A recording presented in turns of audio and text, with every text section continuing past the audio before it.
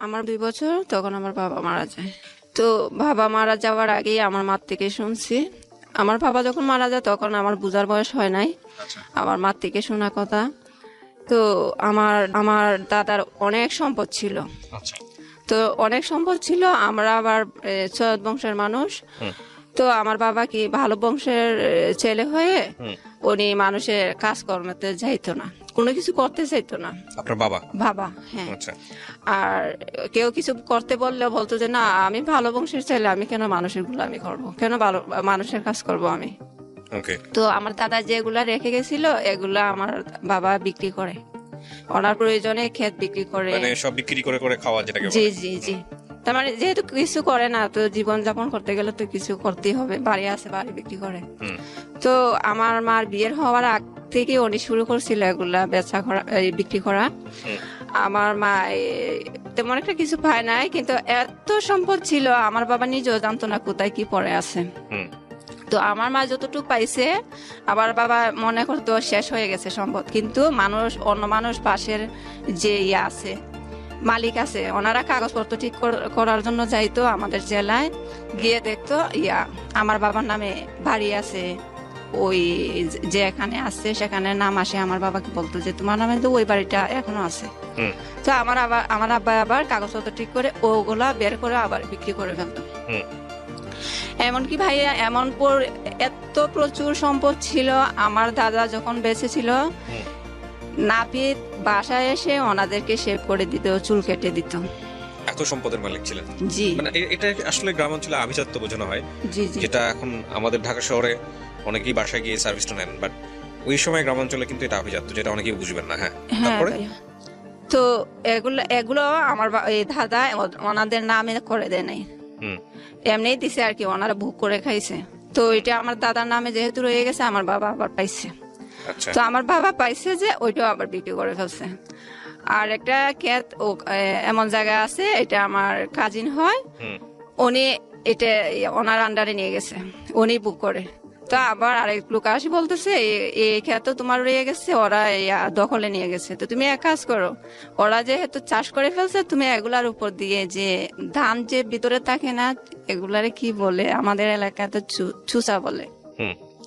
তো ওগুলা ছিটাই দাও, তাইলে ধান যখন ইয়া করবো পাকবে, তখন আপনি কেটে নিয়ে আসিও, দখল করার জন্য আর কি। তো এগুলো আমার বাবাই নিয়ে আসছে কেটে, এগুলা নিয়ে ঝামেলা হয়েছে, কিন্তু আমার বিচারশালী যখন পড়ছে আমার বাবাকে এই কেটটা দেওয়া হয়। হুম তো এগুলা বলতে গেলে তো অনেক কথা, আমি এগুলা এখন সমাপ্ত দিচ্ছি আমার বাবার এখান থেকে। হুম। তো আবার কি করছে, অবশিষ্ট বাকি যেটুকু ছিল, আমার দাদু আর আমার ফুফু, আমার এক ফুফুই ছিল, আমার বাবা ছিল, ওনাদের ভাই বোন আর কেউ ছিল না, এক ভাই এক বোন ছিল। তো আমার দাদুকে আমার ফুফু করলো, এই মাথা ধুলাই করলো যে ইয়া করো, ও তো সব বিক্রি করে ফেলতেছে, এক কাজ করো, তুমিও যেটা পাবা তোমার বাগেরটা, আর আমার বাগের অংশ যেটা আছে আমরা বিক্রি করে ফেলি, আর আমার যে এক্সট্রা বাড়ি আছে ওইটাতে তোমরা চলে আসো। তো আমার পুকুর বাড়িতে আমার বাবা সহ আমার মাকে নিয়ে যায়। তো নিয়ে যাওয়ার পর আমার মাকে উনি ওনার মনের মতো নেই করে কাজকর্ম করায়। তার মানে আমার বাবা যেহেতু বেকার, বড় বোনে যা বলে তাই করে। ওকে। আমরা এখন বর্তমানে আমার বড় বোনের আমার জন্মের আগেই বিয়ে হয়ে গেছে, সবার বড় যে বোন, আর এখন আমরা আছি 3 ভাই বোন ওকে। আমার মাকে নিয়ে। তো আমার ফুপু যে বাড়িটা করছিল, বিক্রি করে আমাদেরকে দিছিল ওনার বাড়িটা। এখন ফুফু মারা যাওয়ার পর ফুফাতো ভাই কি করলো, বাড়িটা ওনার 2 বোন আছে, 2 বোনের নামে দিয়ে দিল। 2 বোনে কি করলো, অন্য মালিকের কাছে বিক্রি করে ফেললো। ওকে। তো বিক্রি করার পর আমাদের নামে কাগজ করে নাই, তো সেজন্য এখন ওনাদের বাড়ি ওনারা বিক্রি করে ফেলছে। এখন আমরা থাকবো কোথায়? আমার মা কান্না করে আমার ফুফাতো ভাইয়ের কাছে গেল যে আমরা এখন কোথায় যাব, বাড়িটা তো তোমরা করে আনছিলা, আমাদেরকে দিবা বলে আনছিলা, এখন আমরা কোথায় যাব? বলে তোমাদের কোথায় যাবা, তোমরা আমরা এখন যেখানে আছি এখানে চলে আসো, আর তোমার আবার আমার বড় বোন আমাদের কাছে থাকতো, আচ্ছা। বিয়ে হওয়ার পর শ্বশুর বাড়িতে যায় নাই, স্বামী নিয়ে আমাদের এখানে থাকতো, আমরা যে বাড়িতে থাকতাম। ওকে। তো বলতেছে ওরা যেখানে যাওয়ার যাক, ওর তো বাপের বাড়ি আছে, ও যাওয়ার জায়গা আছে, ওরা চলে যাক, তোমরা থাকো, আমাদের বাড়িতে চলে আসো। হুম। তো এগুলো চালাকি আর কি, আমার আম্মা বুঝার বাকি নাই, যেহেতু আমার জীবন কাটছে ওনাদের কাজকর্ম করে, উনিও তো চাইবো আমাদেরকে কাজকর্ম করাই রাখতো। তো আমার আম্মা কি করে বলে যে আমার বড় মেয়েকে নিয়ে এতদিন থাকছি, এখন যদি না থাকতে পারি তাহলে ওরা যেখানে যায় আমি সেখানেই যাব। তো আমার বড় দুলাভাই যেটা, ওইটা আবার ওনার এই বাপের বাড়ির দিক দিয়ে চলে গেছে, চাচাতো ভাই হয়, ওনার বাড়িতে এক্সট্রা বাড়ি ছিল, তো ওখানে থাকে, আমরাও থাকি ওদের ঘরের সাথে। আমার আম্মা নিচু করে একটু বাড়াইছে আমরা থাকার জন্য, ঘরের সাথে আর কি এক্সট্রা একটু বাড়াইছে, জায়গা করছে আমরা থাকতে পারি মতো। তো থাকার পর খানে গেছে, কত বছর গেছে আমি শিওর না। তারপর আমার বড় আপুর পাশের আরেকটা আছে, ফ্যামিলি মেম্বার আছে, ওনারা 2 ভাই বিদেশে থাকতো। তো বড় ভাই রয়ে গেছে বিদেশে, আর উনি ধরা পড়ে চলে আসছে বাংলাদেশে। তো আসে আবার ওই আমার বোন তখন ইয়াতে পড়ে, প্রাইমারি স্কুলে পড়ে। তো প্রাইমারি স্কুলে পড়াকালীন আমার বোনকে আমার পছন্দ হয়েছে বা বিয়ে করবে আমার মার কাছে বলে উনি। তো উনি বলার পর ওনারা আবার ভালোই আছে। আমার বড় দুলাভাই আছে না, ওনারা একটু তার মানে ক্ষমতা যেটাকে বলে আর কি, জুড়ো খাটাই চলে। আর ওনারা হয়েছে, ওনার বাবা ইয়া ছিল, এই হুজুর ছিল। তো ওনারা ইয়ার দিকে আমার বড় দুলাভাই থেকে একটু বেটার আছে। তো আমার বড় দুলাভাইকে আমার মা যখন বলে, আমার বড় দুলাভাই তো একদম পায়ার হয়ে গেছে, কি আমার হুকুম ছাড়া তুমি রাজি হয়ে গেছে এখানে বিয়ে দিবা, কখনো হবে না। আমার বড় দুলাভাই বলতেছে ওনার ইচ্ছে, ওনার ছোট একটা ভাই ছিল বিয়ের বাকি। তো আমার বোন যেটা মেজুটা, আমার বড় যেটা ওইটাকে ওনার ছোট ভাইকে দিয়ে বিয়ে করাবে, ওনার উদ্দেশ্য ছিল এটা। আর ভাইয়া আমার বড় দুলাভাইটাই এমন অবস্থা আমাদেরকে রাখতো, তার মানে উনি যেটা বলবে সেটাই হবে।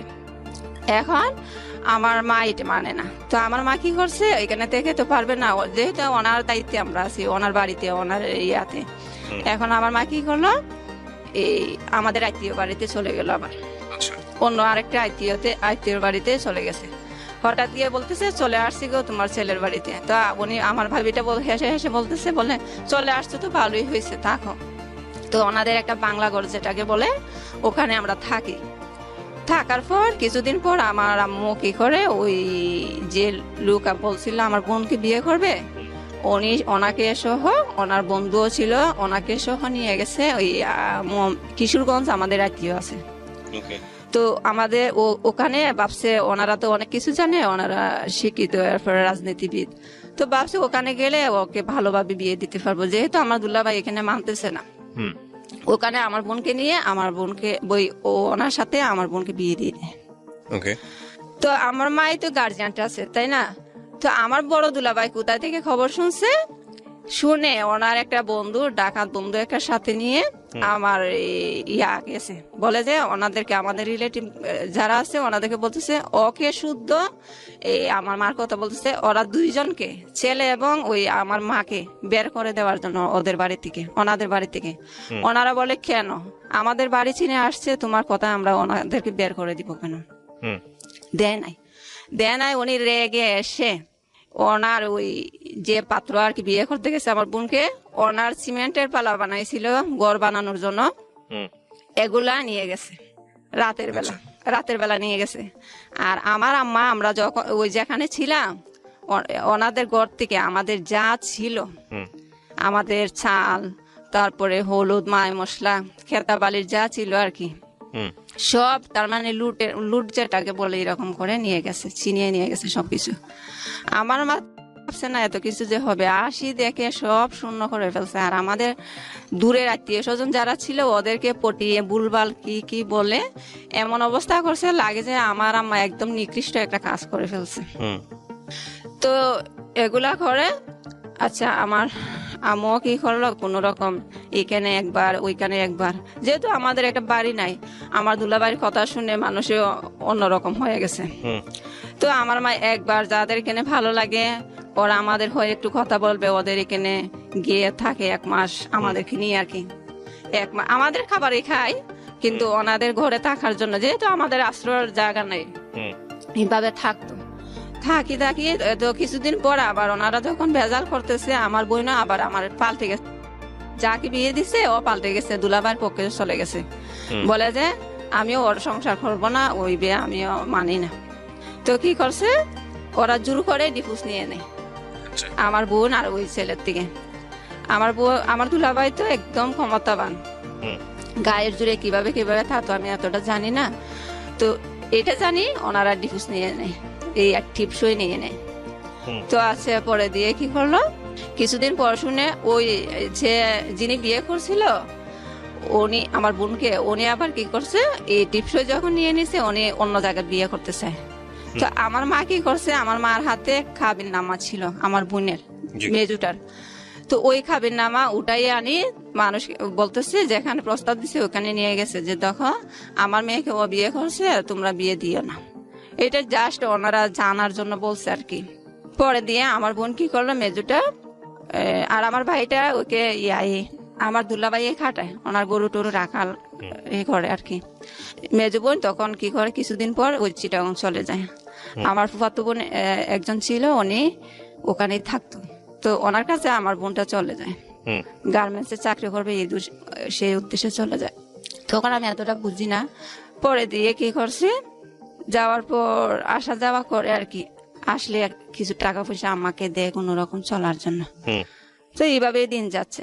তো আমারও তো স্কুলে ভর্তি হওয়ার বয়স হয়েছে, তখন মানুষে আমার মাকে বলতেছে ও তো বড় হয়েছে, ওকে স্কুলে দেওয়ার বয়স হয়েছে, স্কুলে ভর্তি করানো না কেন।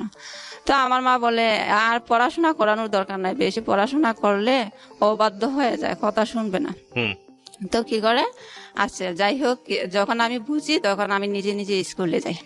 আচ্ছা তো আমার একটা কাজিন ছিল ওই স্কুলে চাকরি করতো, টিচার ছিল। হুম তো বলতেছে ওকে, আমার মাকে বলছে ওকে স্কুলে দিয়ে উপবৃত্তির নাম দিব। হুম তো আমার মা এই উপবৃত্তির কথা শুনে আসি বলতেছে ইয়া কর, ও ও বলছে স্কুলে যাওয়ার জন্য, আমার কাজিনের কথা বলতেছে। তো ওনার কথা মতো স্কুলে আসা যাওয়া করি, পড়াশোনা করি। বয়স কত তখন আপনার, কোন কোন ক্লাসে পড়ছেন?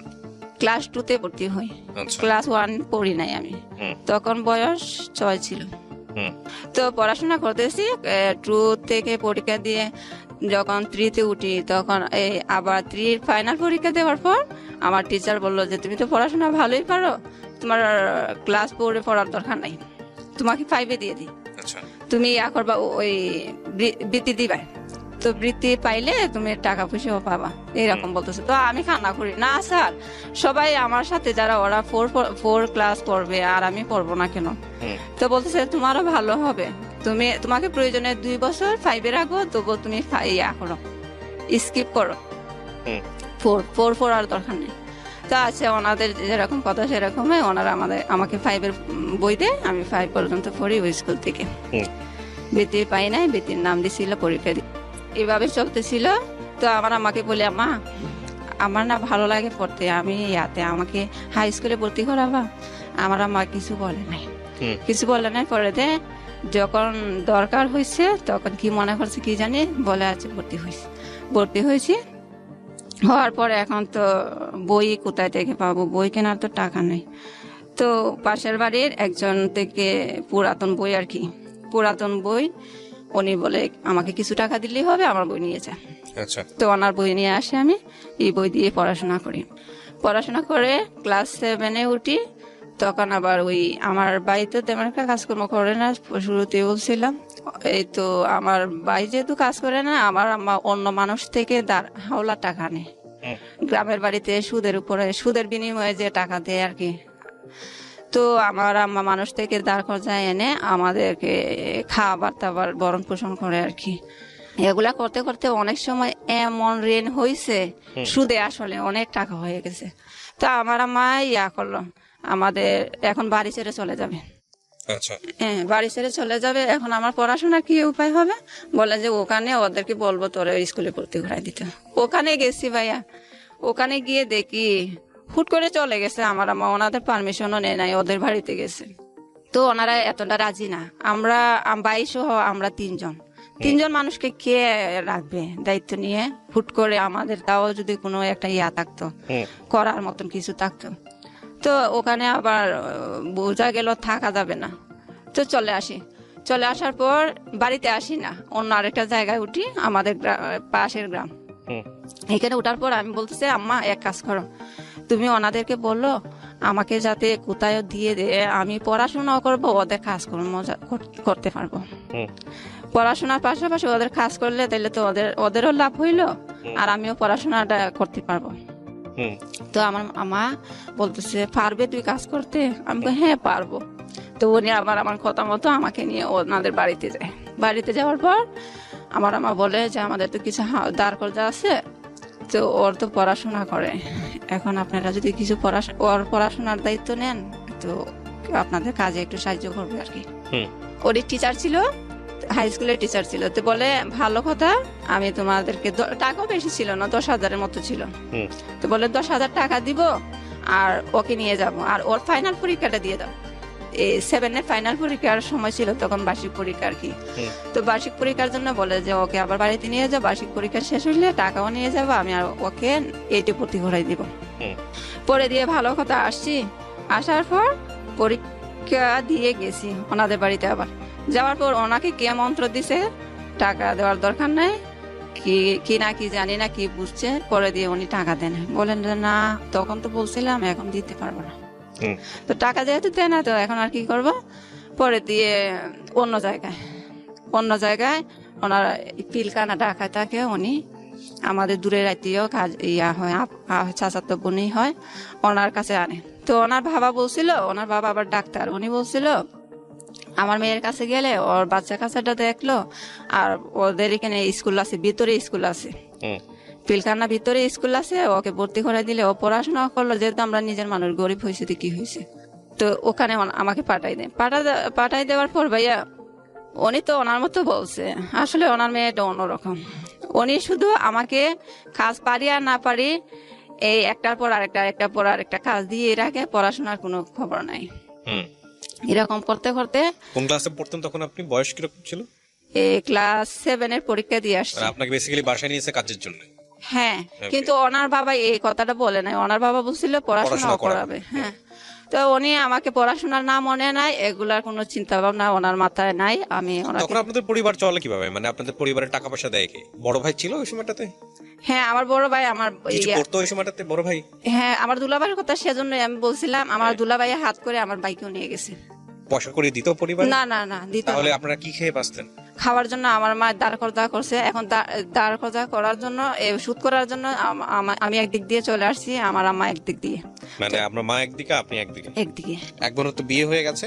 হ্যাঁ, আপনি আর বোন চিটাগং চলে গেছে, আর আমি বাসার উদ্দেশ্যে এখানে চলে আসছি। ওনারা পড়াশোনা করাবে, ওদের কাজে সাহায্য করবো। ওকে, তারপর এখন আমার ওনাদের আবার পড়াশোনা করেন, আপনাকে কাজ করেন? না না, হ্যাঁ হ্যাঁ, কাজও করায় কি ভাইয়া, আমি তো কখনো কাজ করি নাই। একটু ধরেন বলছে মাছটা বাজি করতে হবে, তো আমি যদি মাছটা এমনি দিয়ে দিই, উনি আমাকে এমন ভাবে কথা বলে ভাইয়া, শুধু হাত তুলে না, এমন ভাবে উনি কথা বলে। তবুও আমি এগুলো মনে নেই না, তখন ছোট ছিলাম তো মনে কষ্ট লাগে না। হ্যাঁ, একটু খারাপ লাগতো, বুঝতাম উনি আমাকে বকতেছে, কিন্তু এতটা সিরিয়াসলি ভাবি নাই যে উনি আমাকে আঘাত দিয়ে কথা বলছে, বা উনি যেটা বলে আনছে সেটা করে না আর উল্টো আমাকে টর্চার করতেছে, সেটা মনে করি নাই। তো আমার মা আবার ওনাদের রিলেটিভ আসছিল ওনার বাসায়, এসে দেখছে, আর উনিও মনে হয় বলছে আমি কাজ করবো, এতটা পারি না। তো আপনাকে পড়াশোনা করাইতো না, আপনাকে বেসিক্যালি কাজ করাইতো? ভাইয়া, তো ওনার একজন কাজিন আবার আসে, ওনার চাচাতো বোন হয়, যে আপুর কাছে আমি ছিলাম, ওই আপুর চাচাতো বোন বাড়ি থেকে আসে ওনার এখানে বেড়াতে। তো বেড়াতে এসে আমাকেও দেখে যায়, আর ওনাদের এখানে বেড়াইয়া যায়। তো আমার মা আবার বাড়িতে আসছে, ওই যে ঋণের জন্য চলে গেছিল না বাড়িতে, আমার আম্মা আবার আমার খবর নেওয়ার জন্য বাড়িতে যাতে মানুষে না দেখে লুকাইয়া আসছে ওনাদের বাড়িতে। আসি বলতেছে আমার মেয়েকে দেখে আসছো, মনিকে দেখছো? বলছে হ্যাঁ দেখে আসছি। তো কয় স্কুলে ভর্তি করাইছে? আর আমার আম্মার কাছে ভাইয়া আমি বলতাম না, আমার আম্মা ওনার ফোন দিয়ে ভালো মন্দ জিজ্ঞেস করতো, কিন্তু আমি বলতাম না স্কুলে যে ভর্তি করাই নাই। কেন বলতাম না? কারণ আমি কোথায় যাবো বাড়িতে গিয়ে, আসলে তো যাওয়ার কোনো জায়গা নেই। জি, সেজন্য আমি বলতাম না। তো উনি বলতেছে কি ওকে দিয়ে তো কাজ করা, ওকে কাজের জন্য উনি স্কুলে কেন ভর্তি করাবে? আমার আম্মা শুনে ভাইয়া সাথে সাথে ওনাদের বাড়িতে গিয়ে স্ট্রোক করে ফেলছে। স্ট্রোক করার পর ডাক্তার দেখায়। হ্যাঁ, আচ্ছা। তারপরে ওনারা আবার ফোন দিয়েছে ওদের ফোন থেকে, বলে যে ওর মা তো অসুস্থ হয়ে গেছে, কালকের ভিতরে ওকে পাঠাইতে হবে। বিকাল সন্ধ্যা 8টার সময় ফোন দিয়ে বলতেছে যে ওকে কালকে পাঠাইতে হবে, ওর মা স্ট্রোক করছে। তারপরে আমাকে ওনারা গাড়িতে তুলে দেয়, আমি বাড়িতে যাই। যাওয়ার পর গিয়ে দেখি আমার আম্মা অসুস্থ হয় কিন্তু স্বাভাবিক হয়েছে। কিছুদিন পর আমি বলছি মা এখন তো তুমি স্বাভাবিক হয়েছো, চলে যাই। আবার বলছে কোথায় যাবে? আমি ওখানে। ওরা তো আবার চাইতে বলছে, বলে না না ওখানে আর যাবে না, তোরে আর দিব না ওইখানে, মানে ওখানে দিব না। হ্যাঁ। আচ্ছা। তারপরে কি করেছে আমার আম্মা আমাদের আরেকটা আত্মীয়র বাড়িতে গেছে, এমনি ঘুরতে গেছে আর কি। তো ওনারা আবার বলতেছে ওনাদের বাসায় যে কাজের মেয়েটা ছিল ও নাকি বাড়িতে আসে আর যাবে না বলতেছে। তো আমার আম্মা আমাকে আসি বলতেছে ওরা তো কাজের মেয়ে খুঁজতেছে, তুই নাও এখানে চলে যাও, ওরা তো নিজের মানুষ আছে। তো আমি বলি না না আমি নিজের মানুষের কাছে যাব না, মানুষের কাছে গিয়ে বলে হাঁটবে, বলবে যে ও আমার বাসায় কাজ করে, আমার বাসায় কাজ করে। আমি যে মানুষের কাছে থাকলে মানুষে জানবে না আমি কি করতেছি, সেখানে আমি থাকবো। তো আমার আম্মা বলে তুই যদি না যাস আমি চলে যাব। তো আমার আম্মা কিন্তু আবার বাসা বাড়ি কাজ করে নাই, কখনো করে নাই, যা করছে আমার পুকুর সংসারে করছে আর কি। আর এমনিতে করে নাই, এমনিতে বেড়ানোর মতো আছে আমার আম্মা। আমি যখন ঢাকা চলে আসছি, যখন বেড়ানোর মতো নেই, আমাদের রিলেটিভ যারা আছে ওনাদের এখানে ছিল কিশোরগঞ্জ। তো আমার আম্মা বলছে তুই না গেলে আমি চলে যাব। তো উনি যখন বলছে, আমার মা যখন বলছে আমি না গেলে উনি চলে যাবে, তখন আমার গায়ে লাগছে, তখন বলে যে যা চলে যাই। তো আমি ওনার আমার যেখানে পাঠাইছে ওখানে চলে গেছি। যাওয়ার পর উনি আমার খাজিন হয়, চাচাতো বোন হয়, উনি আমার আরো ক্লোজ গোষ্ঠীর চাচাতো বোন। তো উনি আমাকে অনেক কাজকর্ম করে যে অনেক পছন্দ করে, কারণ এখানে থেকে শিখে ফেলছি। তো ওনার কাজকর্ম করে যে উনি আমাকে অনেক আদর করে কিন্তু ভাইয়া আদর করে ওনার সাথে আমাকে ঘুমও পাড়ায়। কিন্তু ভাইয়া একটা জিনিস কি আমার কাজ করছে, ওনার বোনের মেয়ে ওনার ভাইয়ের মেয়ে ওনার বাসায় থেকে পড়াশোনা করে আর আমি কাজ করি, কিন্তু ওদের পড়াশোনা দেখে আমার মনে একটা ইয়া হইলো যে আমি একটু পড়তে চাই। হ্যাঁ।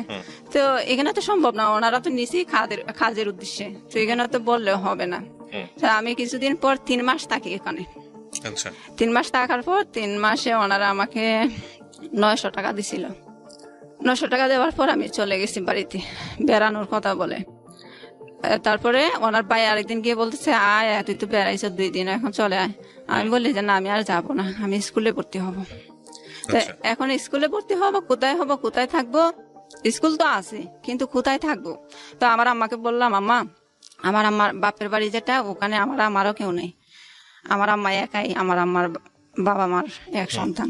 তো আমার আম্মারও আত্মীয় স্বজন কেউ নাই। তো আমার নানার বাড়িতে দূরের আত্মীয় হয়। তো আমি বলছি ওই ভাবিকে বলো না আমি এখানে তাকিয়ে পড়াশোনা করবো, ওনারা একটু জায়গা দিবে কিনা আমাকে থাকার জন্য। তো আমার আম্মা আমার কথা শুনে ওনাকে বলছে ভাবিকে বলার পর বলে আচ্ছা থাকো। তো তখন রমজান মাস ছিল, ক্লাস 7 পরীক্ষা দিয়ে আসছিলাম না, 8 ভর্তি হয়েছি। তো ভর্তি হওয়ার পর ক্লাস করি, ওনার এখানে থাকি, ওনার কাজে একটু সাহায্য করি আর পড়াশোনা করার পর ভাইয়া হঠাৎ করে আসলে পরের বাড়িতে এগুলা হয় না, আর হঠাৎ করে আমার বোন আসছে বাড়িতে, আসি বলতেছে এক কাজ কর। আর আমার কাছে এই কথাটা স্কিপ করছি, আমার কাছে মানুষ চলে যায় ঋণের জন্য, আপনার কাছে যেত এই ঋণ করার জন্য চিল্লাচিল্লি করে, এখানে পড়ার জন্য পাগল হয়ে গেছে। গার্মেন্টসে যেতে পারস না, আমাদের ঋণ কে বসে আছে, তোর মা কই, তোর মারা তো পাই না, তোর মারে খবর দে, তোরে বললি তোর মা আসবি, এগুলা বলতো। তো আমি অনেক মনের মধ্যে কষ্ট পাইতাম, পড়তে বসলে পড়তে মন চাইতো না, এগুলা নিয়ে চিন্তা করতাম। স্বাভাবিক। জি। তখন আমার মাকে বলছি, আমার মা মনে হয় বোনকে বলছে, আমার বোন কিছুদিন পর আসে, ওই চিটাগঙ্গে যে তাকে উনি আসে আমাকে নিয়ে গেছে চিটাগং, প্রথম যাই আর কি চিটাগং 2011 সালে। 2011 সালে যাওয়ার পর তখন আমার 18 বছর হয় নাই। আমার 18 বছর হয় না, এখন গার্মেন্টসে তো 18 বছরের কমে নেয় না। তো কি করছে, আবার বাড়িতে আসি আমার জন্ম নিবন্ধনের কার্ড বানাই, বয়স আরো 3 বছর বাড়াইয়া। 3 বছর বাড়ানোর পর ওখানে নিয়ে যায়, কাগজপত্র নিয়ে যাওয়ার পর ওনারা আমাকে ভর্তি করে, ভালো একটা চাকরি পাইছি বলে আর কি, চেকার যেটাকে বলে, গার্মেন্টস চেক করতাম আর কি। ওকে। ওগুলাতে ভালোই কাজ করছি, প্রায় 1 বছরের মতন ওখানে করছি। 1 বছর করার পর আমার মা বলতেছে, আর এই সুযোগে আমার বোন আছে না, ওই বোনে 10,000 টাকা নিয়ে আসি, ঋণ দিয়ে দে। ঋণ দেওয়ার পর তারপর তো এখন ঋণ যেহেতু কমে গেছে, আমার আম্মু বাড়িতে চলে আসছে। তো বাড়িতে চলে আসছে, এখন আমার তার মানে আমার চিন্তা, এখন আমি আর কেন চিটাগাং থাকবো, আমি বাড়িতে চলে আসতাম। মানে ঋণগুলো শোধ হয়ে গেছে তো? হ্যাঁ হ্যাঁ হ্যাঁ। আচ্ছা। তো আমার আম্মা বলতেছে, এক কাজ কর, তুই বাড়িতে চলে আয়। তো আমি বলি, বাড়িতে গিয়ে কি করবো, আমি তো পড়াশোনা বাদ দিয়ে দিছি, বাড়িতে গিয়ে কি করবো? কোন ক্লাস পর্যন্ত পড়ছেন আপনি তখন? এইটা ভর্তি হয়েছিলাম, পরীক্ষা তো আর দিই নাই। পড়তে পারেননি, মানে হ্যাঁ। আপনি আলটিমেটলি হচ্ছে 7 পর্যন্তই বলে চলে। জি জি। হুম। তো আমি বলতেছি, এখন গিয়ে কি করব? বলে যে আবার স্কুলে ভর্তি হইতে পারবে। আমি তোর স্যারকে জিজ্ঞেস করছি, বলছে চলে আসলে তোরে আবার ভর্তি করাবে। আমি বলি, না না, আমি আর পড়বো না, পড়া নিয়ে অনেক হয়েছে, অনেক পেরেশানি করছি, হয় না এগুলো মানে আমার ভাগ্যে নাই, আমি আর যাবো না। কিন্তু মায়ের মন তো বারবার ফোন দিয়ে বলে, চলে আয় চলে আয়, আচ্ছা না পড়লেও তুই বাড়িতে চলে আয়, ওখানে দরকার নাই। তো আমি মনে মনে চিন্তা করছি, বাড়িতে চলে যাব, আমার তো এই দিক দিয়ে চাকরির জন্য হইতেছে না।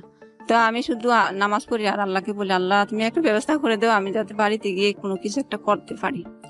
আল্লাহ কি করে দাও, আমি আল্লাহর কি হুকুম, আমি বাড়িতে আসছি। একটা মেয়ে আমাদের বাড়িতে আসছে বেড়াইতে, ও আমাকে চিনে, ও যখন 8-এ পড়তো, আমি ক্লাস 7-এ পড়তাম। তো আমার বসে বলে, তুই পড়াশোনা বাদ দিয়ে দিস? আমি কই, হ্যাঁ বাদ দিয়ে দিছি।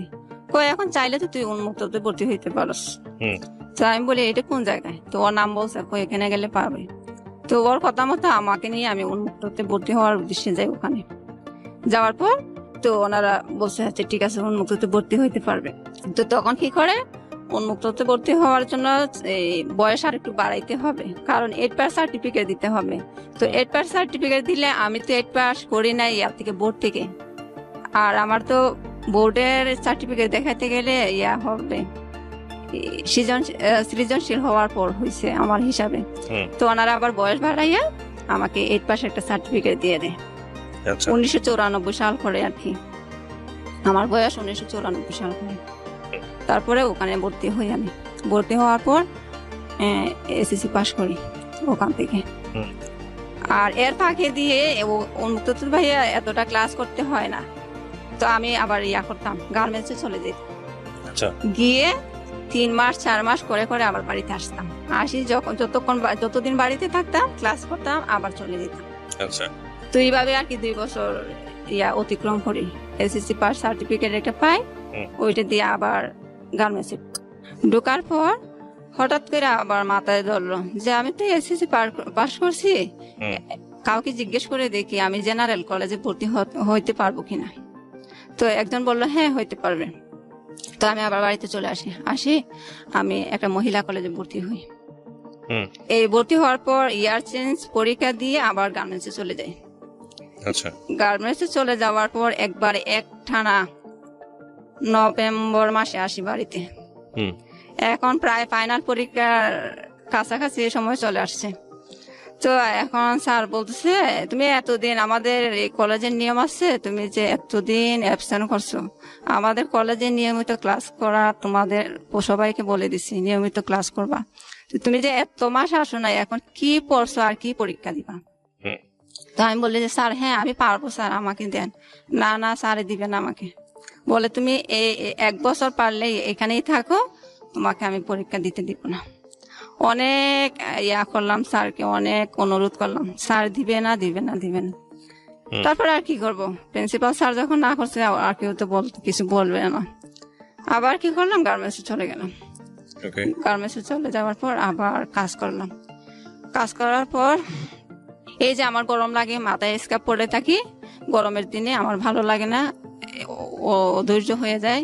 তারপরে আবার চিন্তা করলাম, এখন কি করব, গার্মেন্টসও যদি গরমের জন্য না করতে পারি, তাইলে আমার কি করার, আমি বাড়িতেই কি করব, আর কাজ না করলে তো আমার হবেও না। আর একদিন মুখ টুক বড় উনা দিয়ে বেঁধে আমার বোন আবার দেখাইছিল, চিটাগং একটা কুলসি আবাসিক এলাকা আছে, ওখানে সব শিল্পপতিরা থাকে। আমার বোন একদিন আমাকে ওই রাস্তা দিয়ে নিয়েছিল আর বলছিল, এলাকাটা দেখে আসলে মনে হয়েছিল যে এখানে বড় লোক থাকে। তো আমি কি করলাম, ওই বোনে দেখাইছিল যে আমি ওখানে চলে যাই, গিয়ে কাজের মানুষ যাচ্ছে যে ওদেরকে ফলো করি, খাকে বললে ওরা আমার কথা বুঝবে বা আমার কথা বিশ্বাস করে একটা কাজ বের করে দিবে। সাহস করে হুট করে যে কেউ কেউ বলতেছিও না, আবার বলতে হচ্ছে এরকম। তো একটা আপুকে বললাম, আপু আমাকে একটা বাসা বাসা খুঁজে দিবেন।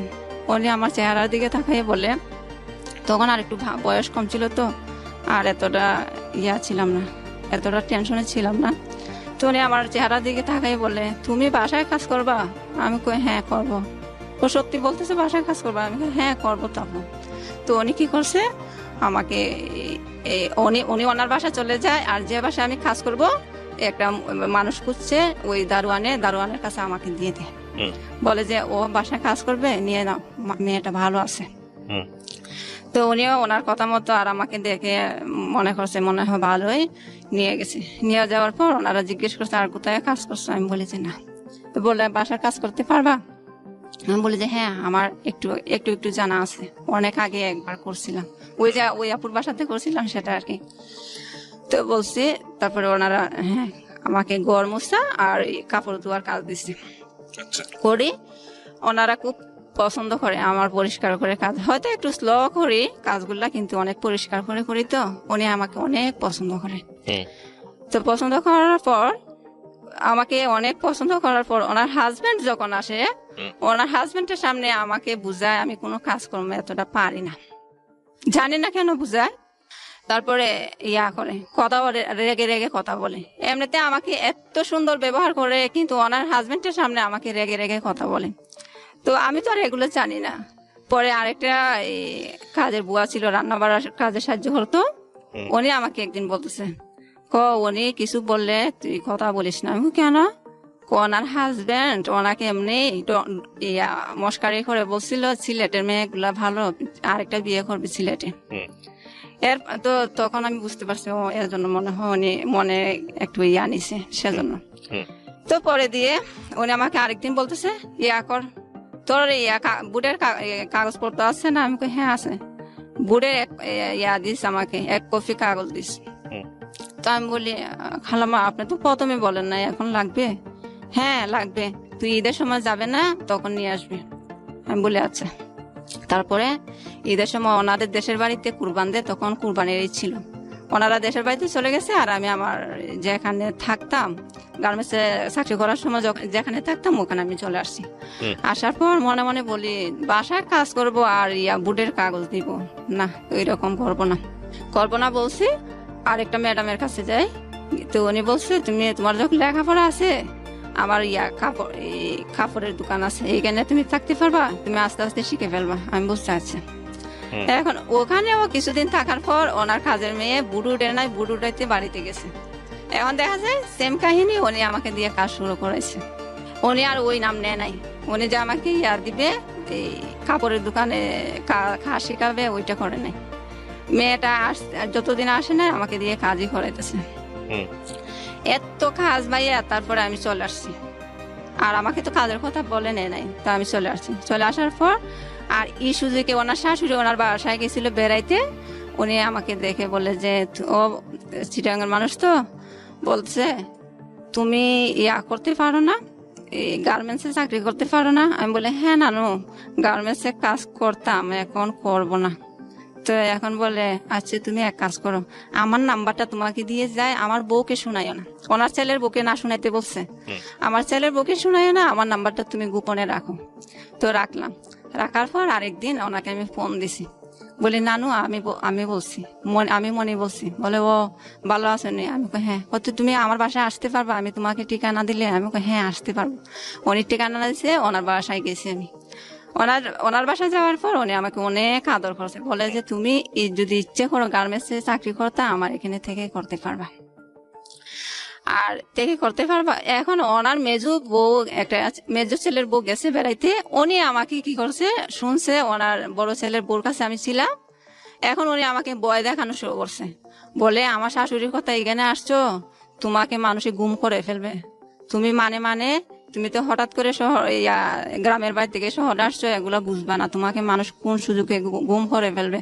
তুমি চলে যাও, তোমার যেখান থেকে যে বাসা থেকে আসছো এখানে চলে যাও, আমার শাশুড়ির কথা মতো তুমি এখানে থাইকো না।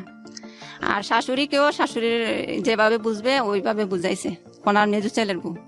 তো নানু বলতেছে তোমাকে এক কাজ করি, উনি বুঝতে পারছে ওনার ছেলের বউ যে চালাকি করতেছে, তো উনি আমাকে বলে তুমি এক কাজ করো, আমার বড় ছেলের বউ যখন শুনতে পারবে তখন আমার প্রতি রাগ করবে, বলবে যে আমি ষড়যন্ত্র করে তোমাকে নিয়ে আসছি। তুমি বরং এক কাজ করো, আমার ছেলে 2 বিয়ে করছে, তো তুমি বড়টার কাছে ছিলা, এখন ছোট বউর কাছে তোমাকে পাঠাবো। আমি জানতাম না উনি ওই মামা যে 2 বিয়ে করছে। তো বলে যে ওখানে তুমি চলে যাও। আমি বলে আচ্ছা, গিয়ে কয়দিন থাকো, তারপরে যদি তুমি চাকরি করো আমার এখানে আসতে পারবা, আর এখন আপাতত থাকো। তো মনে মনে বলে আছে যাই হোক একটা জায়গা তো পাইছি, আমার এক রাত থাকার জায়গা নাই, এখন আমি যেহেতু একটা কয়েকদিন থাকতে পারবো, আচ্ছা যাই। গেছি, যাওয়ার পর ওনার ছেলের বউ আমাকে অনেক আদর করছে।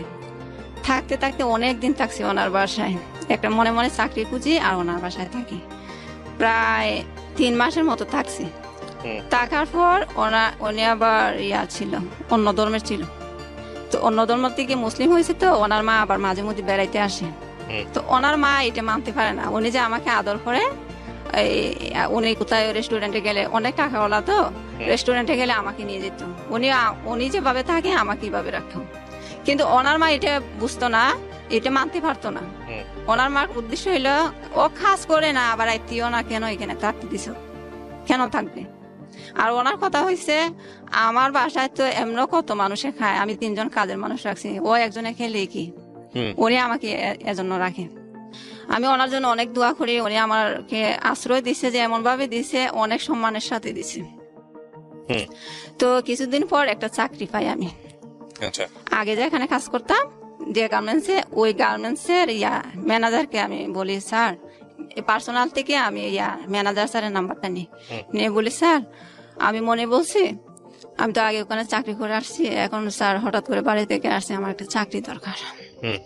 তো তখন কিন্তু ভাইয়া গার্মেন্টসে লোক নিতে নিষেধ হয়ে গেছে, সরকারের বেতন বাড়াইছে, তো তখন লোক নেওয়া নিষেধ। তো উনি বলতেছে আচ্ছা আমি করবো, আগামী মাস থেকে যদি লোক নেয় তাহলে তোমাকে নিব, আর যদি না নেয় তুমি করতে পারবে না, কোনো কিছু মনে করতে পারবে না। আমি বলি আচ্ছা। তো 1 তারিখ হয়েছে, রাতে আমি 1 তারিখ হওয়ার আগে রাতে আমি ফোন দিই, ভাই স্যার আমি কি আসবো কাল? বলে আচ্ছা কাগজপত্র নিয়ে আসিও।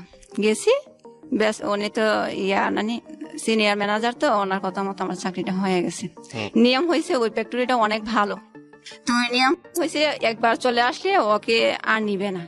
তো ওনারা আবার একদিক দিয়ে সিনিয়র ম্যানেজার বলছে নেওয়ার জন্য, আর একদিক দিয়ে আমি যে এখানে কাজ করছি এখানে ফাইলপত্র দেখছে, আমার কোনো কমপ্লেন আসেনি যতদিন চাকরি করছিলাম, এর ভিতরে আমার নামে কোনো অভিযোগ আছে কিনা, দেখে যে না নাই, তো আমাকে নিছে। নেওয়ার পর এখানে কিছুদিন কাজ করার পর তো মামি আমাকে দেয়, ধারণা দেয় যে তুমি এক কাজ করো, তোমার তো পড়াশোনা আছে, ওনার সত্যিনের কথা বলে আর কি, ও তো বললো তোমাকে কাজটা দিয়ে শিখায় নাই, দেয় নাই, তো আমি একটা দোকান কিনবো, তুমি পারবা চালাইতা, আমিও তোমাকে সাহায্য করবো, আমি তোমাকে শিখাইবো, আমিও শিখবো, তারপর আমরা দুজনে এটা মিলেমিশে করবো।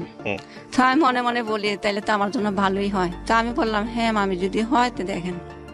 তো এগুলা করলো। তখন আমার মাথায় ওনার কথা শুনে একটা ধারণা চলে আসলো যে আমি ওনাকে আবার কথাটা বললাম যে মামি আমি যদি টেইলার্সের কাজ শিখে করি, আপনার কাপড়ের দোকানও দেখলাম, আবার আমি টেইলার্সের কাজ জানি, নিজে সেলাই করলাম, ডিজাইন করে এগুলা বিক্রি করলে তো আরো ভালো হবে। তো উনি বললেন হ্যাঁ করতে পারো। তো ওনার এখানে থেকে চাকরি প্রায় 1 বছরের মতো করছি ভাইয়া। ওনার এখানে এতদিন থাকি নাই, আমি আলাদা বাসা নিয়েছি পরে দিয়ে চাকরি পাওয়ার পর আমি এই কথাটা ভুলে গেছি। চাকরি পাওয়ার পর ওনার এখান থেকে চলে গেছিলাম, কারণ চাকরি ছিল না দেখে ওনার কাছে ছিলাম, কিন্তু ওনারা বড় লোক মানুষ, এটা সম্ভব না আসা যাওয়া করা প্রতিদিন। আমার বিবেকে বাধা দিছে, উনি বলে নাই যেতে, আমি নিজে থেকে অন্য জায়গা বাসা নিয়ে চলে গেছি। চলে যাওয়ার পর প্রায় 1 বছরের মতো করছি। আর এর ভিতরে আমার আম্মা ফোন দিয়ে বলে করছে, আমি না আমার ভাইকে তখন আমার বাড়ির বিয়ের কথাটা তো বলি না, আমার ভাই আবার বিয়ে করছে এই সুযোগে, এর আগে বিয়ে করছে। তো বিয়ে করার কিছুদিন পরে আমি চলে যাই আর কি চিটাগাং, আগের কথাটা পিছনে বলতেছে আবার। তো আমার ভাই বিয়ে করার পর আমি তখন বাড়িতে ছিলাম না, আমার ভাই হঠাৎ করে ফোন দিয়ে বলে আমার তো বিয়ে ঠিক হয়েছে, তুই বাড়িতে চলে আস। তাই আমি বলি কোন দিন বিয়ে? কালকে হবে, গায়ে হলো, তার পরশু দিন বিয়ে। আমি অবাক হয়ে গেছি, কি রে, ভাইয়ের বিয়ে ঠিক করলো, আমাকে বললো না, এখন বলে বিয়েতে যাওয়ার জন্য। আচ্ছা যাই হোক, চলে আসলাম বলছে যখন। যাওয়ার পর গিয়ে শুনি ভাইয়া বোর নাকি আরেকটা বিয়ে হয়েছে। তখন আমার লাগে এত একটা কষ্ট লাগছে, এক ভাই বিয়ে করবে আমাকে শোনায় নাই, তাও আবার মেয়েরা আগে একটা বিয়ে হয়েছে, অনেক কষ্ট লাগছে মনে। তা আমি আবার আমার মাকে কেউ না শুনে মতো বলতেছে, মা বিয়ে করাইতেছে, মানুষে খুঁজে এক ছেলের কাছে বিয়ে দিবে, মানুষে অনেক খুশি হয়, খালি ঘর, এক ছেলে, কোনো ঝামেলা নাই। তো তুমি ঝামেলা নাই তোমার ছেলের, জানো তুমি বিয়ে করাবো, কেন বিয়ে করাবা? তো বলে আমার বড় দুলাভাই আছে না, উনি পছন্দ করছে। তো পছন্দ করছে, উনি আবার গাঁজা খায়। তো ওনার যে মেয়ে পছন্দ করছে, ওনার ভাইও গাঁজা খায়। তো দুইজন গাঁজা খাওয়াতে বসছে, ওরা বিয়েটি করে ফেলছে। এখন কি করছে, এখন আমার আম্মাও আমার দুলাভাই যেটা বলছে সেটাই করছে। আচ্ছা বিয়ে করেছে, বিয়ে করার 2-3 মাস পর আবার আমি চিটাগং চলে যাই। ওই চাকরিটার কথা বললাম যে চাকরিটা পাইছি, তো আমি তো আলাদা বাসা নিয়ে থাকি। তা আমার প্রতি তখন এতটা টান হয় নাই আমার, কারণ ভাইয়ের সাথে থাকবে, ভাই একটু দেখাশোনা করতেছে। তো আমার যখন আমাকে ফোন দেয়, ভালো মন্দ জিজ্ঞেস করি। আর এই সুযোগে আবার আমার আম্মা ওইখানে চলে যায়।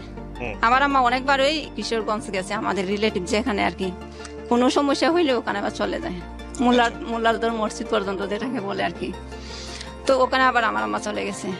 তো বলতেছে, জি বাড়িতে ভালো লাগে না, তেমন একটা সুবিধা না মনে হয়, ও আমার কাছে ভালো লাগে না। তো ওর কাছে আমি, ওকে আমার ভাইয়ের বউ, ওর কাছে 50টা টাকা চাইছিলাম আমি গাড়ি ভাড়া দিয়ে এখানে আসার জন্য, আমাকে ওর হাতে টাকা থইও আমাকে দেয় নাই। তো এই কথাটা শুনে আমার অনেক কষ্ট লাগছে। তো কি করছে, আমার যখন চাকরির প্রায় 6 মাস চলতেছে, তখন আমার বোন চিটাগং যেটা আছে, ও বলতেছে, আম্মা এতদিন পরের বাড়িতে মানুষে কয়দিন মেহমানের মতো রাখে, ওরা কি মনে মনে ভাববে, বলবে যে ছেলে মেয়ে রেখে পরে আছে আমাদের এখানে, তো এক কাজ করি আমরা এখানে নিয়ে আসি। তো আমি আচ্ছা নিয়ে আসো। তো তখন কি করে, আমার ভাই আর আমার ভাইয়ের বউ চিটাগং চলে যায়। চিটাগং চলে যায়। আমার ভাইয়ের বউ তখন প্রথমে যাইতেছিল না, ওনারা আমার বইনে বলছিল, তুমিও যখন আসো আমরা সবাই চলে যাই বাড়িতে, একটু আয় উন্নতি হবে, তুমিও গার্মেন্টসে কাজ করলে, তো সবাই একসাথে করলে বাসা ভাড়া দিয়ে টাকা কিছু থাকে, আর একা করলে এটা হয় না।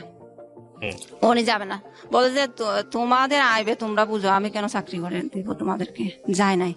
তো উনি 1 বছরের মতো বাড়িতে ছিল। এই সুযোগে ওনার একটা বাচ্চা হয়, মেয়ে, আমার ভাইয়ের মেয়ে হয়। তো ভাইয়ের মেয়ে হওয়ার পর ওই আমার আম্মুকে যখন নিয়ে গেলাম চিটাগং, তো 15 দিন হয়েছে আমার ভাইয়ের মেয়ের, ওরা আবার করতেছে, বারবার ফোন দিচ্ছে আমার বোনকে, মেজো বোনকে, বলতেছে আমাদের এখানে তো জায়গা নাই, ওনার বাপের বাড়িতে গেছে। আমার আম্মা যেহেতু বাড়িতে নাই, কে দেখাশোনা করবে, ওনার বাপের বাড়িতে গেছিল। বলে যে আমরা তো এতদিন রাখতে পারবো না, আমাদের ঘরে জায়গা নাই, তোমাদের ভাইয়ের বউ আর তোমাদের ভাইয়ের মেয়েকে তোমরা নিয়ে যাও, যেখানে তোমরা থাকো ওখানে ওদেরকে নিয়ে যাও। আচ্ছা, পরে দিয়ে কি করলো, আমার মা আমার বোন ওরা গিয়ে আনলো, আমার আম্মা আবার গেল আর কি ওদেরকে আনার জন্য। এখন ভাইয়া আমার ভাইও গেছে, কারণ যেহেতু একটা ছোট বাচ্চা আনতে পারবে না মহিলা মানুষ, তো আমার ভাইও গেছে। আমার ভাইকে আমার ভাবির ভাইয়ের বউ বলতেছে, আমার আম্মার সামনে, আমার বোনের সামনে আমার ভাইকে বলতেছে, শুনো কাজকর্ম যা করবা ওর কাছে এনে দিবা, ও আইবে সব বুঝবে, আর তুমি কাজ যা করো সব টাকা ওর কাছে এনে দিবা। তো এখন আমার আম্মা আমার বোনের শুনছে কথাগুলো। তো আমার আম্মা আবার বলতেছে, দেখছো আমাদেরকে সামনে রেখে বলে ওনার ননদের কাছে এনে দেওয়ার জন্য, তো আমরাও তো এখানে আছি, ওকে বলে আড়ালে বলতো, আমাদের সামনে কেন বলছে। আচ্ছা, এগুলো আমার আম্মা বেশি মনে নেয় নাই পর ওখানে গেছে, ওদেরকে নিয়ে আবার আমার আম্মা ওখানে গেছে, গিয়ে অনেকদিনই থাকছি। লকডাউনের আগে গেছিল, তারপরে লকডাউন হয়, আমি তখনও চাকরি করি গার্মেন্টসে। তো আমি যে বাসায় থাকতাম ওই বাসা থেকে আমার আম্মা বলে এখানে চলে আয়, আমি ওদেরকে 2000 টাকা বাসা ভাড়া দিতাম, আর আমারটা আমি পাক করে খাইতাম। তো আমার আম্মা বলতেছে, ওইখানে একজন এক এক জায়গায় থাকার দরকার নাই, তুইও আমাদের কাছে চলে আয়। আমার ভাইয়ের বাসা ভাড়া নিছে, যেহেতু আমার ভাইয়ের বউ থাকবে, আমার মাও গেছে, তো বাসা নিছে। তো বলে ও একা মানুষ, রুজি করবে যেগুলো, এগুলো তো বাসা ভাড়াই চলে যাবে। তো তুই যদি আস, তুইও কিছু দিলে ও দিল, খাওয়া বাসা ভাড়া এগুলো চলবে। তো আমি আমার মার কথা মতো চলে গেছি। আবার আমার বোন যেটা আছে, মেজু বোন, ও আবার বান্ধবীর কাছে থাকে, শুরু থেকে এখন পর্যন্ত বান্ধবীর কাছেই থাকে। তো আমরা আর কি ভাই আর আমি একসাথে থাকি, আম্মা সহ। তারপর এগুলা করতে করতে লকডাউনের সময় গার্মেন্টস বন্ধ দিছিল।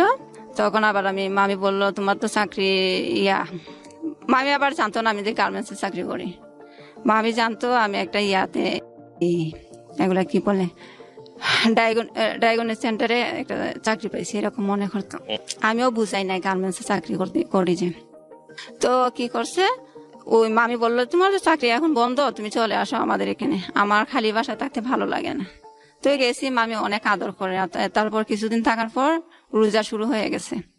তো রোজা শুরু হওয়ার পর কিছুদিন পর আবার শুনি, ফোন দিছি যে চাকরি কোন দিন খুলবে, ফ্যাক্টরি কোন দিন খুলবে।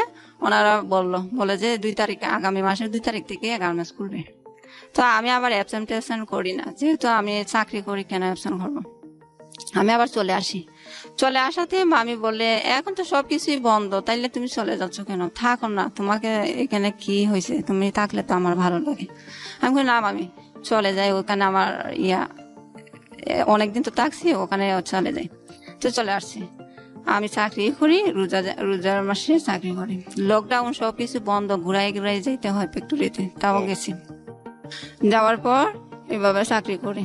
হঠাৎ করে দেখি ভাইয়া আমার আম্মা ওই বাসায় বন্দি অবস্থায় থাকতে থাকতে একদম ওনার শরীর দুর্বল হয়ে গেছে, চলাফেরা করতে কষ্ট হয়, সিঁড়ি বাইয়ে উঠে যায়, উনি একদম নিঃশ্বাস ফেলতে পারে না। তো ওনাকে আবার আমি অ্যাবসেন্ট করে ডাক্তারের কাছে নিয়ে যাই, চিটাং মেডিকেল নেওয়ার পর আমার মাকে এক জায়গায় দাঁড় করাইলাম, উনি সিরিয়ালে দাঁড়াইতে পারবে না আমার মা। তো আমি বললাম আম্মা তুমি করো, চেয়ারে বসে থাকো, আমি সিরিয়ালে দাঁড়াই, তোমার সিরিয়াল যখন আসবে তখন তুমি দাঁড়াবা। তো আমার মাকে চেয়ারে বসাই রাখছি। হঠাৎ করে একজন ইশারা করতেছে, আমি পিছনে তাকাই দেখি আমার মা একদম বমি টমি করে শেষ, নিচে পড়ে গেছে। তারপরে আবার চলে গেলাম, গিয়ে আমার আমাকে নিলাম হসপিটাল থেকে বের হওয়ার পরে পানি দৌড়াইয়া গিয়ে আবার এই দোকান থেকে পানি কিনে আনলাম, আইনে ওনাকে পরিষ্কার করে পানি খাওয়াইলাম। মাস্ক একদম ভরাই ফেলছে। তারপর আমার মাস্কটা ওনার মুখে দেয়, আর আমি আবার আমার উন্না দিয়ে মুখ করে ফেলি। তারপরে আবার ডাক্তার, আমি আম্মা এখন না আমার বাসায় নিয়ে চল, আমি ডাক্তার দেখাবো না। আমি বলতেছি তুমি তো এখন তোমার সিরিয়াল চলে আসছে, কষ্টটা যখন করছো একটু কাজে লাগবে। এখন জোর করে নিয়ে গেলাম ডাক্তারের কাছে। তো উনি আবার এই পরীক্ষা দেয় ডাক্তারে। তো আবার বাড়িতে চলে আসছি, যেহেতু আমার খারাপ লাগতেছে, পরীক্ষা ওই দিন করি নাই, বাসায় চলে আসছি। এরপরে আম্মা বলে না আমি আর জীবনও ডাক্তারের কাছে যাব না, আমি মরে গেল ডাক্তারের কাছে যাব না। এরপরে এখন ভাইয়া ডাক্তারের কাছে তো যাই না, আমার ভাই আছে, বোন আছে, ওরাও ডাক্তারের কাছে আমাকে কোনোদিন বলে না নিয়ে যাবে।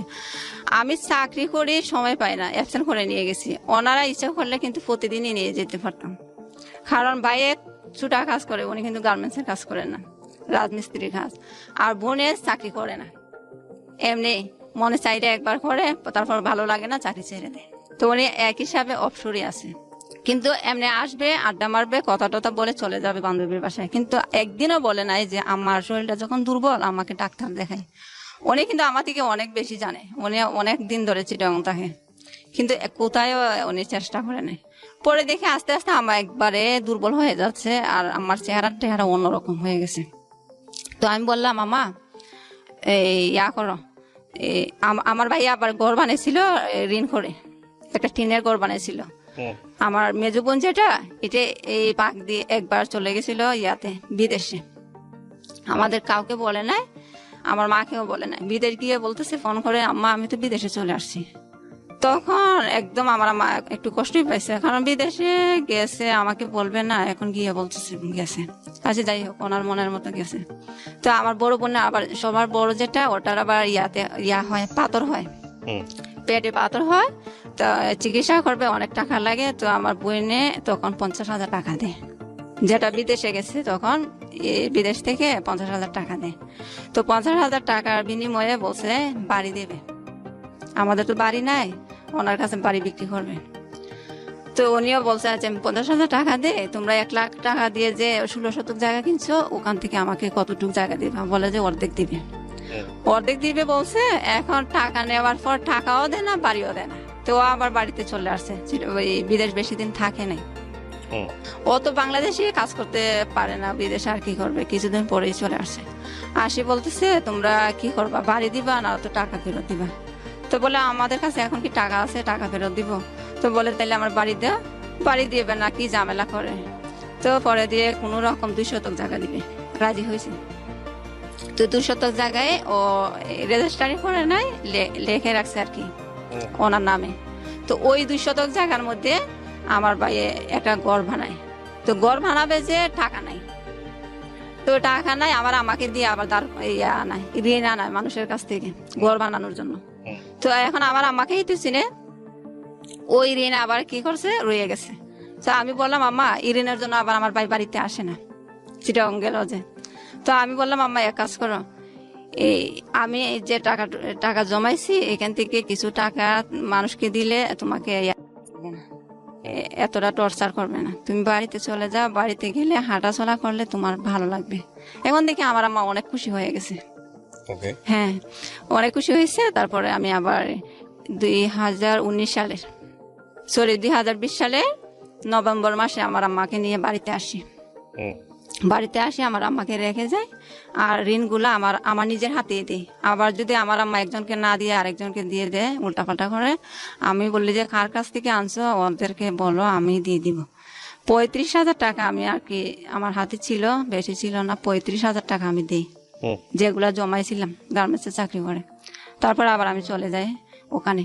তো ওইখানে গিয়ে আমি ভাবলাম বাসা ভাড়া দিয়ে খাবার, নিজের খাবার খেয়ে আমার টাকা জমে না। তো আমি আবার মামিকে বললাম, ওই যে মামির কথা বললাম, ওই মামিকে আবার বললাম, মামি আমি 2টা মাস আপনার বাসায় কি চাকরি করতে পারবো? উনি বলে আচ্ছা পারবা। এখন উনি যখন রাজি হয়েছে, পরের দিন যাব, চাকরি থেকে এসে পরের দিন ওনার বাসায় যাব। উনি আবার হুট করে ফোন করে বলতেছে, তোমার মামাকে জিজ্ঞেস করছিলাম, তোমার মামা বলে কাছে থাকলে আত্মীয়তার সম্পর্ক নষ্ট হয়ে যায়, দূর থাকলে ভালো। তো এখন না করছে যখন, হাঁটতে যাইতে পারি না। এখন দেখা যায় এখানে থেকে হবেও না। তো আবার বললি, মামি আছে দেখেন, আত্মীয়তার সম্পর্কে যেমনই হোক, আপনি তো আমাকে সবসময় ভালো করছেন, এখন অন্তত 2 মাস থাকার জায়গা দেন আমাকে। তো উনি রাজি হয়েছে, আচ্ছা আসো। 2 মাস থাকি ওনার বাসায়। তো আবার কিছু টাকা জমে, কারণ ওনার তো আমার থেকে খাবারের টাকা নেয় না, তো টাকা আবার জমার পর ওই যে বললাম, উনি আমাকে একটা বুদ্ধি দিছিল, করবে, কাপড়ের দোকান দিবে, এখানে আমি কাপড় বিক্রি করব। তো আমি বলি যে মামি এক কাজ করি, আমি টেলার্সের কাজ শিখি। বললে যাচ্ছে। তো ওনার এখানে তাইকে টেলার্সের কাজ করি, শিখি। ওনার পরিচিত একজন টেলার্স, উনি যাদেরকে দিয়ে কাপড় বানায়, ওনাকে বললো আমাকে কাজ শেখানোর জন্য। তো বলে আছে প্রতি শুক্রবারে ওর বন্ধ হবে, আমি ওকে সেদিনই শিখাইবো। তো মামি বলছে যে ঠিক আছে। তো শুক্রবারে দেখা যায় তেমন একটা শেখানো হয় না। পরে দিয়ে আমি কি করলাম, আমি মামি কাজটা যখন শিখবো ভালো করে শিখি, চাকরি না হয় আমি ছেড়ে দিই। চাকরি প্রথমেই তো বললাম ভাই, আমার মাথায় সবসময় কাপড় রাখলে আমি সহ্য করতে পারি না, গরম, অতিরিক্ত গরম লাগে। তো ওনাকে এত কথা না বলে আমি বলি যে এই কাজটা আমি ভালো করে শিখি আর চাকরি ছেড়ে দিব। আচ্ছা, এখন ভালো কথা, অনেকদিনই গেছি। চাকরি ছাড়ার পর প্রায় 15 দিনের মতো ওনার ওই টেলার্সের এখানে যাতায়াত করছি শেখার জন্য। তো শেখার জন্য হঠাৎ করে আবার আমি এই মাথার চুলের সমস্যার জন্য একজন ডাক্তারের খবর পাই যে এখানে একজন ভালো ডাক্তার ঢাকা থেকে প্রতি শুক্রবারে যায় মৌলভীবাজার। আমি আবার আমাদের বাড়িতে যাই, বাড়িতে গিয়ে মৌলভীবাজার ওই ডাক্তারকে দেখানোর জন্য ডাক্তারের কাছে ফোন দিই যে স্যার আমার তো এরকম সমস্যা, মাথার চুলও লম্বা হয় না, চুল পড়েও যায়। তো বলে আচ্ছা তুমি শুক্রবারে আসিও। আমি তো গেলাম। বাড়িতে যাওয়ার পর শুক্রবার যেদিন হয় সেদিন গেলাম ডাক্তারের কাছে, ডাক্তার দেখাইলাম। হঠাৎ করে একদিন ফোন আসে, ফোন করে মামি বলতেছে আচ্ছা মনি, তোমাকে জায়গা দিয়ে কি আমি অপরাধ করছি? আমি কেন মামি? কয় এখানে যে আমি আবার বলতাম না, আমি আবার ওই মামির কাছে এই জিনিসটা গোপন করছি। আমার ভাই যে ওখানে আসলে তখন থাকতো না, আমার ভাই বললাম না পড়ে গেছে। আর আমি বলছিলাম যে আমার ভাই আমার ছোট, কারণ কি যদি বলে আমার বড় ভাই তো বলবে এত আশ্রিতা হিসাবে থাকে, নিজে চাকরি করে এত বড় ভাই রেখে, ভাইয়ে বোনকে দেখতে পারে না, ওইটা মনে করবে দেখে আমি বলছিলাম আমার ভাই আমার ছোট। এখন কি করছে আমার বোনের কাছে, উনি একদিন ওনার ফোন দিয়ে কথা বলছিলাম আমার বোনের কাছে, ওনার কাছে নাম্বারটা রয়েছে তো, আমার বোনের কাছে ফোন দিছে, দিয়ে উনি বলে আমার বোনে ফোন দিয়ে ওনাকে বলছে, আর আমার বোনে বলে উনি ফোন দিয়ে বলছে। আমি আসার পরপরই বিলি ফোন দিছি, দিয়ে বলে আচ্ছা মনি কোথায় এখন আছে, আমার বোনকে বলে।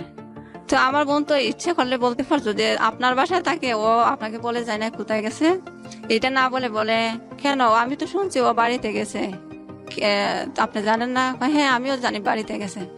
তাইলে আপনি আমাকে জিজ্ঞেস করতেছেন কেন? না জিজ্ঞেস করতেছি আসলে কি গেছে নাকি, তা ও তো ও তোমার কি হয়, আমার বোনকে বলতেছে। তো আমার বোন বলে আমার বোন হয়। ও তোমার বোন হয়, ও তো বলছে তোমরা কেউ এখানে থাকো না। আসলে ভাইয়া আমি প্রেস্টিজ ঠিক রাখার জন্য বলছিলাম না, কারণ বলছিলাম আমার 2 বোনের বিয়ে হয়েছে, ওরা স্বামীর সংসারে আছে, আর ভাই আমার ছোট। কারণ যাতে কোনো না হয়, মানুষের ভিতরে যাতে কোনো সন্দেহ না লাগে যে বোন হইয়া বোনকে দেখে না, ভাই হইয়া ভাই বোনের দায়িত্ব নেয় না, এগুলা যাতে মানুষের মনে না করে, সেজন্য আমি বলছিলাম আমার ভাই ছোট আমার থেকে। তো এগুলা যখন আমার মামি শুনছে, আমার ভাইও ওখানে থাকে, আমার বোনও ওখানে থাকে, ভাই বিয়ে করছে, ভাইয়ের একটা মেয়ে আছে, এগুলা শুনে মামিও কি জানি হুট করে এত বিশ্বাস করলো, এত সম্মান করলো, হুট করে মামি উল্টে গেলো, পাল্টে কেমন জানি রং পাল্টে ফেললো। এখন আমাকে বলতেছে তোমাকে কি অপরাধ করলাম, তুমি আমার কাছে বলো নাই, তোমার কাছে তো আমি সব কিছু বলছি, আমার শ্বশুর শাশুড়ি আমাকে কি করে না করে, তুমি কেন বলো নাই, তুমি কেন গোপন রাখছো? আমি বলি যে মামি এটা আমি গোপন রাখছি, আমি চাইছিলাম না এগুলা বলার জন্য। তো এখন যখন জেনেই ফেলছেন, এটা তো বেশি অপরাধ করি না আমার মনে হয়। আচ্ছা এখন কি করব? এখন কি করবা? আমাকে অনেকে অনেক কথা বলে যে মেয়েরা বিশ্বাস করে দিচ্ছ, যদি ছুটি করে কিছু নিয়ে যায়, অনেকে অনেক কথা আমাকে বলছে, বাবা তোমাকে তো আমি অনেক বিশ্বাস করছি, আসলে তো মানুষের কথাই ঠিক, বিশ্বাস করাটাই তো আমার পাপ, এরকম বলছে। তো উনি যখন এরকম বলছে, ওনার এখানে তার যাইতে পারি না আমি, তো আমি বাড়িতে থেকে যাই। থেকে যাওয়ার পর এখন কি করব, আবার সেটা নতুন করে যাই, গিয়ে আবার করি, বাসায় আবার চাকরি নিই। চাকরি নেওয়ার পর কিছুদিন করলাম, আমার আম্মা আবার অসুস্থ। কত সালের গল্প এটা আপনি যেখানে আছেন? এখন যেখানে আছি এটা 2021 সালের জানুয়ারির মাসে। মানে এই তো কয়েক মাস আগের গল্প। এই সময়ের মধ্যে আপনার কি বিয়ে দেওয়ার চেষ্টা হয়েছে পরিবার থেকে? না ভাইয়া, কখনো একবারও চেষ্টা করেনি? কোনো সম্বন্ধ আসেনি? জি না, সম্বন্ধ আসে না ভাইয়া। আমার মাথার চুলের সমস্যাতে আমাদের গ্রামের সবাই জানে। আর আপনার এই যে বাবা মারা যাওয়ার পরে ঋণগ্রস্ত, বা আপনাদের আসলে পায়ের নিচে মাটি বলতে কিছু নেই, অর্থনৈতিক সমস্যা, এই বিষয়গুলো কি সবাই জানে? হ্যাঁ সবাই জানে। এই জন্যই কোনো প্রস্তাব আসে না? হ্যাঁ সম্ভবত এর জন্যই আসে না, কিন্তু ভাইয়া গরিব ঘরের মেয়েদেরও তো বিয়ে হয়। এখন আমার সম্ভবত আমার যেটা মাথায় কাজ করে আর কি, আমার চুলের সমস্যার জন্য হয়তো বা কেউ আসে না। আচ্ছা, আমি একটা জিনিস আপনার কাছ থেকে জানতে চাই যে আপনার বয়স এখন কত বলছিলেন? এই তো 1994 সালে 28 চলে। 28 চলে। আপনার ভবিষ্যৎ কি চিন্তা, আপনি ফিউচার নিয়ে কি চিন্তা করেন? আমি যখন গল্পটা শুরু করি তার আগে আপনি স্টুডিওতে বসেছিলেন, আমি বাইরে থেকে আসলাম, এসে আমি স্টুডিওতে ঢুকলাম, দেখলাম আপনি স্টুডিওর এক কোনায় বসে একা একা কান্নাকাটি করতেছেন। কেন, মানে কি চিন্তা করেন আপনি ভবিষ্যৎটা নিয়ে? কান্নাটাই বা কেন? খান্নাটা ভাইয়া আমার তো মনে করেন উপর দিয়ে আপনারা যেরকম দেখতেছেন, ভিতরে আসলে কিছু নেই বলতে কি, আমার মাথার সমস্যার কারণে কোনো পাত্র আসে না বিয়ের জন্য, আবার আমার ফ্যামিলির থেকেও কেউ চেষ্টা করে না, আর ফ্যামিলি তো একরকম আমাকেই দিয়ে চলে। ফ্যামিলি বলতে আমার ভাই আলাদাই হয়ে গেছে এখন, মানে আপনাকে আমি বাসায় আমার মাকে নিয়ে থাকি। কাজ করে সাপোর্ট করতে হয়, মাকে সাপোর্ট করতে হয়। হ্যাঁ হ্যাঁ, তো মা অসুস্থ, মা এমন অসুস্থ ভাইয়া, মার চোখের সমস্যা, গলার মধ্যে টিউমার হয়েছে, তারপরে হাত ভেঙে গেছে। গল্পটা কেন বলতে চাইলেন আপনি আজকে রেডিওতে, এটা আমাকে একটু বলেন। আমার ভবিষ্যৎ নিয়ে কিছু আছে যে আমি মনে করি না, এটা আমার আশা নাই, কারণ আমার মাথায় চুল নাই, এখন পর্যন্ত বিয়ে হয় নাই। আমি যখন আমার জন্য যেতে হয় বাড়িতে, আমার আম্মা অসুস্থ হয়, কিছুদিন পর পরে আমার বাড়িতে যেতে হয়। তো কিছুদিন পর পর মায়ের জন্য যাই, কিন্তু বাড়ির মানুষে এখনো জানে আমি পড়াশোনা করি। আমি তো ইন্টারের ফাইনাল পরীক্ষা দেই নাই, আমি যে এখন পরীক্ষা পড়াশোনা না করে কাজে গৃহকর্মীর কাজ নিচ্ছি, এগুলো কেউ জানে না। আচ্ছা, তো এগুলা কেউ জানে না, সবাই জানে আমি পড়াশোনা করি। আপনি রেডিওতে অনুষ্ঠানটা শোনেন? হ্যাঁ, যেখানে আসলেন? হ্যাঁ। কতদিন যাবত শুনেন? এটা ভাইয়া আসলে এখন তার সময় হয় না, গৃহকর্মীর কাজ নেওয়ার পরে আগে শুনতাম।